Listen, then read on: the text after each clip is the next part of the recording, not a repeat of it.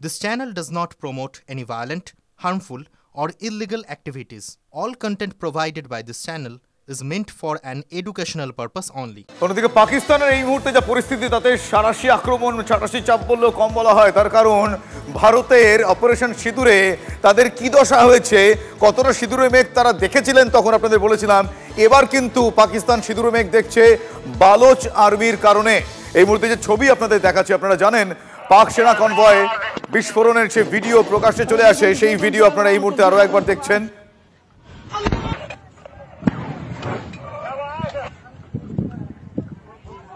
পাক সেনা কনভয় যাচ্ছে, সেই কনভয় বিস্ফোরণ দেখুন সেই ছবি। 6 মে পাক সেনা কনভয় আইইডি বিস্ফোরণ, ইম্প্রোভাইজড এক্সপ্লোসিভ ডিভাইস বিস্ফোরণ, 14 জনের মৃত্যু হয়। আমার সহকর্মী সিজার মন্ডল এই মুহূর্তে আমার সঙ্গে রয়েছেন। সিজার, আমি জানতে চাইবো যে এখন পাকিস্তানের যা পরিস্থিতি, একদিকে পারিপার্শ্বিক পরিস্থিতি সামাল দিতে তাদের নাজেহাল দশা, দেশের ভেতরেই এই পরিস্থিতি হলে কিভাবে তারা সামাল দেবেন, এখনো পর্যন্ত তাদের তরফ থেকে কোন কোন পদক্ষেপ করা হয়েছে কি জানা যাচ্ছে? দেখো, খালি বালোচ নয়, এই ছবিটা বালোচ লিবারেশন আর্মির পক্ষ থেকে প্রকাশ করা হয়েছে। গত 6 মে যে হামলা হয়েছিল বোলান এলাকায়, কোয়েটার সঙ্গে করাচির যে সংযোগকারী জাতীয় সড়ক, সেই জাতীয় সড়কের ওপরই পাক কনভয়ের ওপরে এইভাবে হামলা চালানো হয় এবং 14 জন পাক সৈনিকের মৃত্যু হয়। অর্থাৎ ক্রমাগত যে বালুচিস্তানের বুকে বালোচ লিবারেশন আর্মি বা এই বিদ্রোহীরা যে শক্তিশালী হয়ে উঠছে, তার একটা বড় প্রমাণ কিন্তু এই ছবি। যেভাবে তারা এই হামলা চালিয়েছে, যেভাবে এই অ্যাম্বুশ চালিয়েছে, তাতে এটা স্পষ্ট যে ওই গোটা এলাকায় তাদের কতটা নিয়ন্ত্রণ রয়েছে, কতটা দখল রয়েছে। না হলে এই রকম দিনের বেলায় এইভাবে পরপর গাড়িতে আইডি হামলা চালানো সম্ভব নয়। আর খালি বালোচ নয়, আর তার পাশাপাশি উত্তর পশ্চিম প্রান্তে টিটিপি তেহরিকে তালেবান পাকিস্তান, তারা বিচ্ছিন্ন হতে চাইছে, তারা বারবার পাক আর্মির উপর হামলা চালাচ্ছে। অন্যদিকে সিন্ধের সাধারণ মানুষ জলকষ্টকে কেন্দ্র করে যেভাবে পাঞ্জাবের দিকে সিন্ধের গতিমুখ ঘুরিয়ে দেওয়া হয়েছে, সেই জল, সিন্ধের প্রাপ্য জল তারা পাচ্ছে না, সেই জায়গা থেকে তারা যেভাবে বিদ্রোহ করছে, অর্থাৎ পাকিস্তানের সমস্ত প্রান্তে, পাঞ্জাব ছাড়া সমস্ত প্রান্তেই কিন্তু বিদ্রোহের আগুন জ্বলছে। এবং সেই জায়গায় দাঁড়িয়ে পাকিস্তান ঘরের মাটিতেই কিন্তু শাহবাজ সরকার সব থেকে বড় অস্বস্তির জায়গায় দাঁড়িয়ে রয়েছে। একদমই তাই, ঘরের মাটিতে এই মুহূর্তে বড় সড় অস্বস্তির কারণ বিএলএ পাকিস্তানের ক্ষেত্রে বালোচ লিবারেশন আর্মি। অপারেশন সিঁদুরে হেরে গিয়ে নাজেহাল দশা হয়ে পাকিস্তান এবার কিসে? ছায়া যুদ্ধে। একদিকে কাতর আরতি, অন্যদিকে ছায়া যুদ্ধ। কাশ্মীরের পর আবারও পাঞ্জাবে জঙ্গি হামলার চেষ্টা বানচাল করে দেওয়া হয়েছে। খালিস্তানি জঙ্গিদের নিয়ে নাশকতার ছক করছিল আইএসআই। অমৃতসরে বিস্ফোরণে মৃত্যু হয়েছে বব্বর খালসার জঙ্গির। নাশকতার জন্যই বোমা নিয়ে আসছিল এই জঙ্গি, এমনটা জানা যাচ্ছে। বোমা নিয়ে যাওয়ার সময় বিস্ফোরণ হয়, এমনটা পাঞ্জাব পুলিশ জানিয়েছে। আইএসআই এর মদতে পাঞ্জাবে ফের সক্রিয় হওয়ার চেষ্টা করছে বব্বর খালসা, এমনটাই পাঞ্জাব পুলিশের ডিআইজি বর্ডার রেঞ্জ জানিয়েছে। इस आदमी की जो सुबह इंजर्ड हुआ था, इसकी डेथ हो चुकी है। ये टेररिस्ट ऑर्गेनाइजेशन का मेंबर ही है और ये जो विस्फोटक सामग्री थी, इसको रिट्रीव करने आया था। जितने भी हमने पहले केस इन्वेस्टिगेट किए हैं, 100% केसेस में जो इन्वेस्टिगेशन के बाद यही चीज आती है कि ऐसी अबेंडेंट जगह पे वो विस्फोटक सामग्री को रख देते हैं, चाहे वो ग्रेनेड हो या कुछ और फिर कोई उसको रिट्रीव करके आगे एक्शन करता है। तो ये भी उसी चीज का ही एक हिस्सा था। और जो मरने वाला है, उसकी जेब से हमें काफी कुछ क्लू मिले हैं जो इस चीज के साथ टोटली लिंक करते हैं। तो हम आगे अब फर्दर इन्वेस्टिगेट करेंगे। जैसे अब पंजाब में ये बब्बर खालसा और ऐसे एक्टिव ही है, तो ये मोस्ट लाइकली बब्बर खालसा का ही ये एक्टिव मेंबर होगा। এই বিষয়ে আমরা কথা বলেছিলাম কর্নেল কৌশিক সরকারের সঙ্গে। কর্নেল সরকার কি বলেছিলেন আমাদের তখন শোনাবো। বাবর খালসাটা একটা পুরনো গ্রুপ এবং সেটাকে এখন আস্তে আস্তে আবার জাগানো হচ্ছে এবং আইএসআই এর একটা বড় লিংক এদের সাথে আছে বলে বোঝাই যাচ্ছে।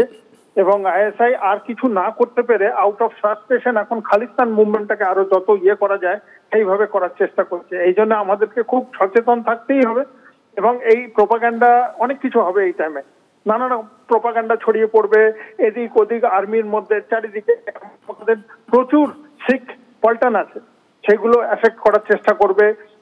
এইগুলোতে কোনো দিকে কান দেওয়া চলবে না এবং এই ইনভেস্টিগেশন যেটা হবে এরপরে থেকে নিশ্চয়ই কিছু তথ্য পাওয়া গেছে। তথ্যগুলো যখন আরো ইনভেস্টিগেট হবে, আরো লোক এই জালে পড়বে এবং এই জালটাকে যত স্ট্রং করতে পারবে আমাদের ইনভেস্টিগেশন এজেন্সিস গুলো আর ইন্ট এজেন্সিস গুলো, তত মানে আমাদের কিন্তু মানে আমরা তত সিকিউর থাকবো। এইভাবেই হবে এবং চারিদিকে শুধু পাঞ্জাবে না, নানা রকম জায়গাতে বর্ডার এরিয়াতে এগুলো কিন্তু ছড়িয়ে পড়ছে। তবে এই বিষয়ে প্রধানমন্ত্রী তিনি কিন্তু বলেছেন সন্ত্রাসে মদত যারা দেবে তাদেরকে সেইভাবে জবাব দেওয়া হবে। লড়াইয়ে না পেরে সন্ত্রাসে মদত দিয়ে ছায়াযুদ্ধ পাকিস্তানের, গুলির জবাব গুলিতেই হবে। গান্ধীনগরের সভা থেকে পাকিস্তানকে হুঁশিয়ারি দিয়েছেন নরেন্দ্র মোদী, সন্ত্রাসে মদতদাতাদের সহ্য করার দিন শেষ, বারবার প্ররোচনার ফল খারাপ হবে। প্রতিবেশী দেশকে চরম বার্তা দিয়েছেন প্রধানমন্ত্রী। आज तक जिसे हमें प्रॉक्सी वॉर कहते थे, 6 मई के बाद जो दृश्य देखे गए, उसके बाद हम इसे प्रॉक्सी वॉर कहने की गलती नहीं कर सकते हैं। मैं इसलिए कहता हूं अब ये प्रॉक्सी वॉर नहीं कह सकते इसको, क्योंकि जो आतंकवादियों के जनाजे निकले 6 मई के बाद जिनका कत्ल हुआ, उस जनाजे को स्टेट ऑनर दिया गया पाकिस्तान में। उनके कॉफिन पे पाकिस्तान के झंडे लगाए गए, उनकी सेना ने उनको सैल्यूट दी। ये सिद्ध करता है कि आतंकवादी गतिविधि प्रॉक्सी वॉर नहीं है, ये आपकी सोची समझी युद्ध की रणनीति है। आप वॉर ही कर रहे हैं।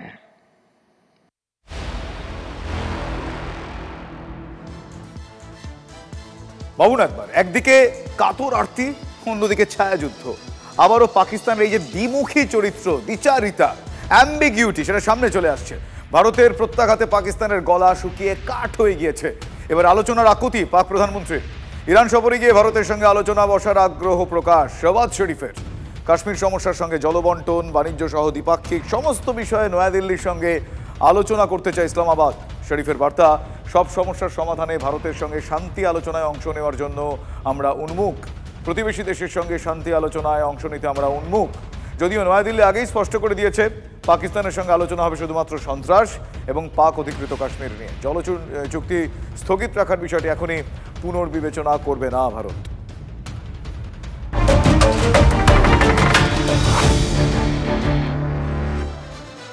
গুজরাট থেকে ধৃত 14 জন বাংলাদেশিকে অসমের মানকাচর সীমান্ত দিয়ে পুশব্যাকের সময় একটা উত্তপ্ত পরিস্থিতি হয়। অনুপ্রবেশকারীদের পুশব্যাক করতে বিএসএফকে বাধা দেয় বাংলাদেশের বর্ডার গার্ড। বিজেপির সঙ্গে মিলে বিএসএফকে বাধা বাংলাদেশ সীমান্তবর্তী গ্রামের প্রচুর মানুষের। সেই ছবি আপনারা দেখেছেন আগে, আরও একবার দেখাচ্ছি। পরিস্থিতি মোকাবিলায় 0-4 রাউন্ড গুলি চালাতে বাধ্য হয় বিএসএফ। অসমের মানকাচর সীমান্তে বিএসএফ গুলি চালায়, সেই ছবি দেখছেন আপনারা এই মুহূর্তে। এইমাত্র আমরা খবর পেয়েছি শালিমার স্টেশনে উদ্ধার হওয়া 500 গ্রাম সোনার গয়না, প্রায় 45 লক্ষ টাকার সোনা সহ বিহারের 2 যুবক গ্রেফতার হয়েছে। ধৃতদের সঙ্গে আন্তঃরাজ্য সোনা পাচারে যোগ রয়েছে কিনা তদন্ত করছে পুলিশ।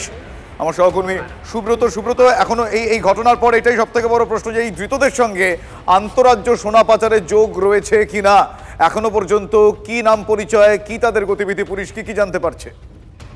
দেখো, 2 জন সন্দেহভাজন ব্যক্তিকে গতকাল রাতে দক্ষিণ পূর্ব রেলের শালিমার স্টেশনে ইতস্তত ঘুরতে দেখে আরপিএফ জওয়ানদের সন্দেহ হয় এবং তখনই তাদেরকে জিজ্ঞাসাবাদ শুরু হয় এবং তাদের কাছ থেকে এই 450 গ্রাম প্রায় 500 গ্রামের কাছাকাছি সোনার গহনা উদ্ধার হয় এবং এই গহনাগুলোর সপক্ষে তারা নির্দিষ্ট কাগজপত্র দেখাতে পারেনি এবং সেই জন্যই ধীরাজ কুমার এবং সুরজ কুমার এই দুজনকে কিন্তু রেল পুলিশ তাদেরকে জিজ্ঞাসাবাদ শুরু করে।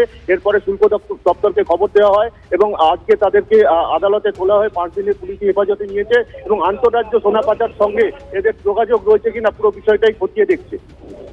ধন্যবাদ সুব্রত।